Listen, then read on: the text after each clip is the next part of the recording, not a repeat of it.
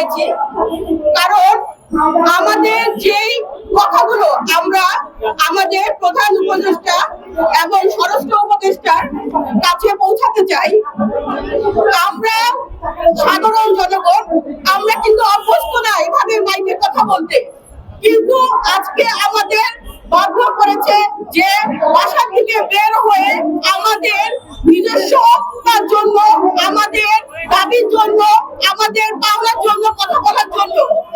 আমরা যে ব্যবসায়ীরা আমরা অনিরাপদ, আমরা নিরাপত্তা চাই।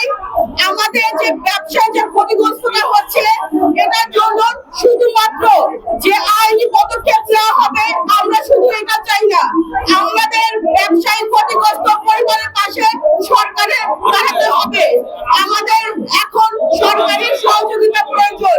যেসব ব্যবসায়ীরা এভাবে ক্ষতিগ্রস্ত হবে, সরকার যদি নিরাপত্তা দিতে ব্যর্থ হয় অবশ্যই আমাদের পাশে তাদের দাঁড়াতে হবে। না হলে একটি পরিবার, একটি ব্যবসা প্রতিষ্ঠান, তার সাথে যেসব মানুষের লেনদেন থাকবে প্রতিটা পরিবার এভাবে ধ্বংস হয়ে যাবে। এই দায়িত্ব কে নিবে?